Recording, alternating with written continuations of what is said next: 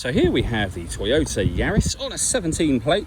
I'm going to start off by showing you around the outside of the car, and then we'll hop in and run through some controls on the inside. But from the outside, you can see it's a 5-door car with alloy wheels and tinted windows. Let's start off inside the boot and then work our way around the rest of the car from there. So as we approach the boot, you can see that we have plenty of space along with that 60-40 split folding rear seat, should you wish to increase this boot space even further.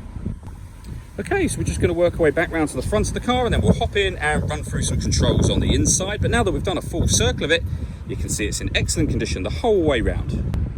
Just briefly before we climb in, I think it's what we've seen the interior from this exterior point of view. There's plenty to run through on the dashboard, so let's hop in and we'll do that now.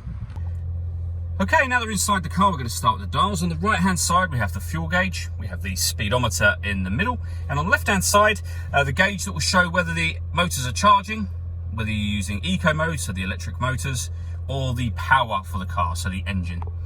In the center, you'll see the total miles for the car are 11,705. If we back out to the steering wheel, on the left hand side we have stereo controls, and on the right hand side phone controls, and underneath that we have cruise control.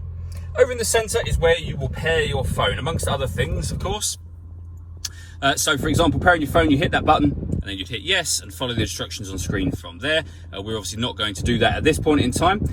So what we'll do is go back to your music menu, and you'll see there that we have FM, AM radio, DAB radio, Bluetooth audio, so you can stream your music wirelessly as well as making and receiving phone calls. And we have iPod and USB input as well. So plenty of ways to listen to your music in this car.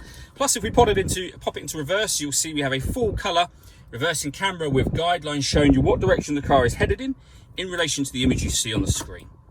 Working our way down, we have dual zone climate control, so you can adjust the passenger and driver temperature, the fan speed up and down. You can determine where you'd like the air to be redirected once it enters the vehicle. When you're happy with those settings, this button turns the air conditioning off or back on again, or hit auto, and the car will now maintain those temperatures for you by taking control of the fan speed and the direction of the air. To override it, just readjust those fans at any point in time you wish to. Under that, we have a 12-volt charging socket, USB and auxiliary inputs. We then have the gear lever for the fully automatic gearbox. And lastly, these buttons down here. So you can turn off the traction control, put the car in eco mode, and this button will force the car into its electric mode if there is enough charge to do so. All that leaves me to say is thank you for taking the time to watch this video. If you'd like to come and see the car in person and have a test drive, please feel free to call any of our MJA sites. We'd love to hear from you soon.